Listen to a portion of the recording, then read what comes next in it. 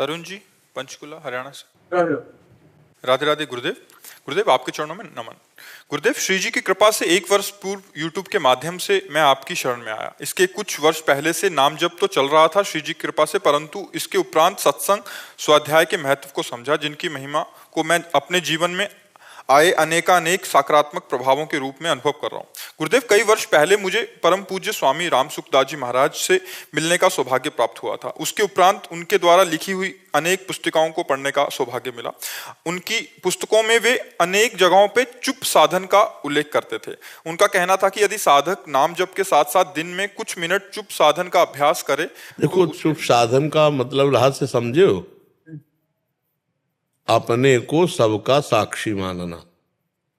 हम नाम जप कर रहे हैं, नाम कुछ सोच रहे हैं, नाम कुछ कर रहे हैं, जैसे शांत बैठे हैं। अब हम अंदर से कुछ नहीं हम कर रहे हैं, जो हो रहा है उसके हम साक्षी हैं। इसे चुप साधन कहते हैं। समझ पा रहे हो? अब चुप साधन का मतलब क्या होता है? जैसे मन में संकल्प बन रहा है तो हम तो नहीं बना रहे ना। मन में संकल्प हो रहा है, बुद्धि को चिंतन कर रही तो हम तो नहीं कर रहे ना। चुप साधन का मतलब जब तक अच्छे महापुरुषों से संग से इसका रहस्य नहीं समझो तो ऐसा लगेगा इसे चुप साधन कहते हैं। ले ये चुप, इसमें कहीं चुप हो? आप चुप होके देखो। नहीं, वो तभी मैं परेशान हो जाता हूँ।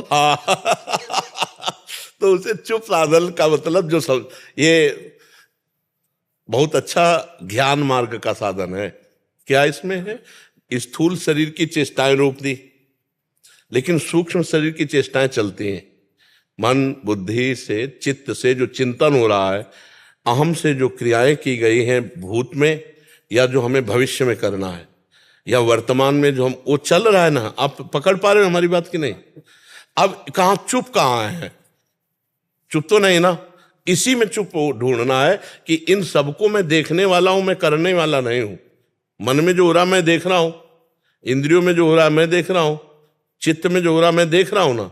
आप ज्ञान में आप दृष्टा हैं, आप शरीर थोड़ी हैं। न स्थूल शरीर है, न सूक्ष्म शरीर, न कारण शरीर। तो उस समय मैं चुप हूं और मैं इनको केवल देख रहा हूं, और इनकी हर बात को हम काटते चले जा रहे हैं। नकारात्मक, ये मैं नहीं हूं, ये मैं नहीं कर रहा हूं, ये मैं नहीं सोच रहा हूं। तो इससे क्या होगा कि ज्ञान बढ़ेगा और आप इनसे अलग होते जाएंगे। वो मोक्ष मार्ग का साधन है, जो आंतरिक साधन है कि मैं कभी देह हुआ ही नहीं, मैं कभी अंतःकरण हुआ ही नहीं, मेरा कभी स्वभाव है नहीं, मैं आत्मस्वरूप हूं और मैं इनमें फंस गया हूं। तो 2 मिनट सही, 5 मिनट सही, थोड़ा अलग होके देखे। ये ज्ञान मार्ग का साधन है। समझ जाता हूँ। उनको महाराज रामकृष्ण महाराज जी थे, तो भक्ति मार्ग के ही बहुत प्रेरक थे। मतलब महाराज तीनों मार्गों का वर्णन किए हैं। जैसे गीता में सांख्य योग का भी वर्णन है, कर्म योग का भी वर्णन है, और ज्ञान योग का वर्णन है। तो महाराज जी तीनों मार्गों का दर्शन कराते थे, लेकिन शुद्ध ज्ञान स्वरूप आत्मा में स्थित थे।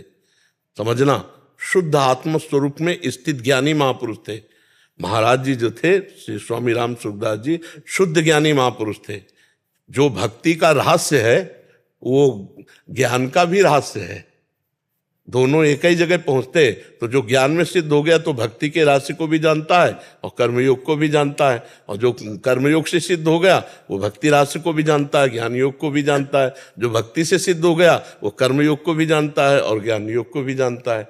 क्योंकि ज्ञान अलग चीज नहीं है।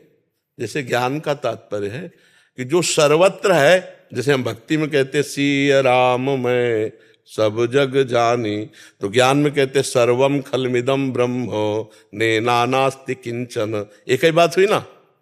अब वो सर्वम खलमिदम ब्रह्म जो है तो यहां भी तो है ना। तो वही ब्रह्म मैं हूं, ये ज्ञान है।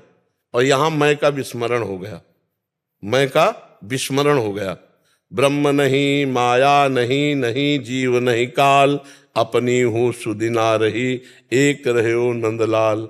एक केवल भगवान में प्रीति, जैसे गोपी जनों की प्रीति ऐसे भगवत। तो स्वामी जी महाराज ज्ञान सिद्ध महापुरुष थे, संपूर्ण भक्ति के रहस्य के ज्ञाता, कर्म योग रहस्य के ज्ञाता थे। तो जब ये ज्ञान की बात आती, ये जो मार्ग समझना होगा ना कि कौन सी बात भक्ति की और कौन सी मार्ग ज्ञान की है और कौन सी मार्ग कर्म, ये ज्ञान मार्ग की बात है कि हमको उसका साक्षी भाव होना है। हाँ, और भक्ति मार्ग में समर्पण है, साक्षी भाव नहीं है। भक्ति मार्ग में समर्पण है। जो हमारे शरीर से क्रियाएं हो रही वो सब श्री भगवान के लिए है। जो हमारे मन बुद्धि चित्त अहंकार है ये भगवत में संकल्प करें, भगवत चिंतन करें, ये भगवान नाम जप करें, भगवत लीला गुणगान श्रवण, हर इंद्रिय हर मन वो सब भगवान को अर्पित कर देना। मैं तन वाणी अंतःकरण सब भगवान को समर्पित होकर निश्चिंत निर्भय निशोक निसंशय और विपरीत भावना का त्याग, ये स्थिति आ जाती है। तो हम जैसे गीता पढ़ेंगे ना तो सब कुछ है उसमें, तो हम किस मार्ग के पथिक हैं ये देखना है। हम भक्ति मार्ग की बात ज्ञान मार्ग से जोड़ करके, ज्ञान मार्ग की बात भक्ति मार्ग से जोड़कर, तो हम विचलित हो जाएंगे, क्योंकि थोड़ी देर तो सब मार्ग एक जैसा चलते हैं, इसके बाद सब अलग हो जाते हैं। आगे का जो मार्ग है सबका अलग है।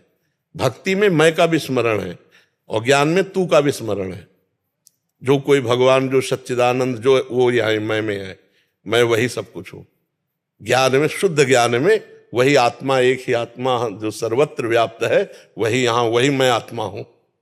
तो अब इन अंतःकरण से और देह से अलग भाव में, साक्षी भाव में आना, वो चुप साधना है। हाँ, चुप होने का मतलब जैसे लोग समझते हो, ईमानदारी से देखो चुप कहाँ हो तो वही बात समझाने के लिए। तो अब जैसे कहा जाए कि थोड़ी देर चुप साधना करनी चाहिए, कि शांत एकांत बैठ गए और चुप हो गए, मतलब शांत है, एकांत है और चुप है, तीनों बातें नहीं। ना आप शांत हो, ना आप एकांत हो और ना आप चुप हो। बैठ जाओ कहीं एकांत में जाके और ये तीनों बातें नापना कि क्या आप एकांत में हो। एक के सिवा अन्य जगह रमण न करना एकांत कहा जाता है। एक के सिवा अन्य जगह ना वृत्ति जाना उसे एकांत कहा जाता है। और शांत, किसी भी तरह की स्फुरना ही ना उत्पन्न होना। जैसे शांत जल में कोई तरंग नहीं होती तभी तो हम शांत कहते हैं ना, तो अंतःकरण में कोई तरंग ही ना हो तो उसे शांत कहते हैं। तो ऐसा नहीं है ना एकांत है ना शांत है, और चुप नहीं है, नाना प्रकार के प्रपंच चल रहे हैं। अब उसके आप दृष्टा हो। अब आया ज्ञान मार्ग। अब चुप आपको माना जाएगा जब आप सबसे निरपेक्ष होकर शांत हैं, एकांत हैं, अलग एकदम, और आप दृष्टा मात्र। जैसे इनकी हर हरकतों को हम देख रहे हैं लेकिन चुप हैं हम, ऐसे ही हम अपने हृदय की ममता रहित, आसक्ति रहित होकर अलग एकदम अपने को देख रहे हैं, तब माना जाएगा। वो थोड़ा बहुत पवित्र बुद्धि से है ना। तो हाँ, तो भगवान की शरणागति स्वीकार करके भगवान का नाम जप करना, भगवान का गुण कीर्तन करना, भगवान के गुण कीर्तन सुनना, एकांत में जब बैठना तो नाम पर ज्यादा जोर देना। देखो, स्वामी जी की वाणी पढ़ो, फिर राधा बाबा की वाणी पढ़ो। परम ज्ञानी राधा बाबा और अंततो गत्वा परम प्रेमी। अब आप देखो, आस्तिकता की आधारशिलाएं पढ़ करके देखो, है ना। और सत्संग के बिखरे मोती भाई जी महाराज की पढ़ के देखो। भाई जी महाराज, ये दोनों महापुरुष जो है, राधा बाबा और भाई जी, ये प्रेम मार्ग के भाव सिद्ध महापुरुष है। और स्वामी जी भक्ति कर्मयोग इन सबको प्रकट किए भाव, लेकिन सिद्ध हैं ज्ञान में। स्वामी राम सुखदास जी महाराज ज्ञान सिद्ध महापुरुष हैं, जो आत्मबोध प्राप्त है, संन्यास धर्म के अनुसार आत्मबोध प्राप्त है। तो आत्मबोध प्राप्त होते हुए जैसे उड़िया बाबा भगवान की कथाएं सुन रहे, नाम कीर्तन हो रहा, हरि बाबा जहाँ नाम कीर्तन करते वहीं उड़िया बाबा होते। पर उड़िया बाबा भक्ति का प्रकाश कर रहे हैं लेकिन सिद्ध हैं ज्ञान मार्ग के। हरि बाबा उड़िया बाबा का संग कर रहे हैं पर सिद्ध है प्रेम मार्ग के। ऐसे समझना होता है कि ज्ञान भक्ति सबका प्रकाश होता है महापुरुषों में, पर वो महापुरुषन ने सब रस गायो, शब्द समझना, देखनो ये है कि उनको हियो कहाँ ठहरानो। वो हृदय उनका तो हृदय स्वरूप बोध में था। हृदय स्वामी जी का आत्मबोध में था। ब्रह्म बोध संपन्न महापुरुष, किंचन मात्र कहीं भी किसी तरह की न स्थूल में आसक्ति, न सूक्ष्म में, न कारण में। हाँ, तो आप आंतरिक जो लक्ष्य स्वामी, वो ब्रह्म बोध संपन्न महापुरुष और भक्ति के रहस्य के ज्ञाता और कर्मयोग के रहस्य के ज्ञाता और सांख्य योग में ज्ञान योग की परम निष्ठा को प्राप्त। और अब महापुरुष जन जानते हैं ना जगत का कल्याण कैसे होगा, भगवान की परम भक्ति से, उसी से शुद्ध ज्ञान भी होगा। इसीलिए उन्होंने कहा कि बहुत वर्ष अनुभव करने के बाद लगा कि गीता का मुख्य उपदेश भक्ति ही है। स्वामी राम सुखदास जी, हाँ, तो लगा कि गीता को उपदेश, लेकिन स्वामी जी की स्थिति कहाँ है वो जब महापुरुषों के वचन पढ़ो ना तो स्थिति उनमें छुपी होती है। आप स्वामी जी की कोई भी बात पढ़ना, वो वहीं पहुंचेंगे आत्मस्वरूप में। हमारी बात को पकड़ना, तो जहां जहां महापुरुष होते हैं ना, वो बात वहीं आ जाती है। अब जैसे आप लाख ज्ञान की बातें हमसे करवाओ, और जब हमारी बात को आप सुनोगे ना तो बार बार में आ जाएगी कि प्रियाजू की कृपा से, भगवान की कृपा से, वो तो समझ लेना वो वहीं टिका हुआ है। जिसकी बार बार इस बात वही आवे तो वही टिका हुआ है, वहीं स्थिति रहती है। अब जैसे राधा बाबा की आप बात पढ़ करके देखो, भाई जी की बात पढ़ करके देखो, हाँ स्वामी जी की बात पढ़ के देखो, और जयदयाल जी गोयलका की बात पढ़ के देखो तो वो जहाँ स्थिति होती है ना, वही प्रकाश हो जाता है। तो ये जो स्थिति है ज्ञान की तरफ जाने वाली है।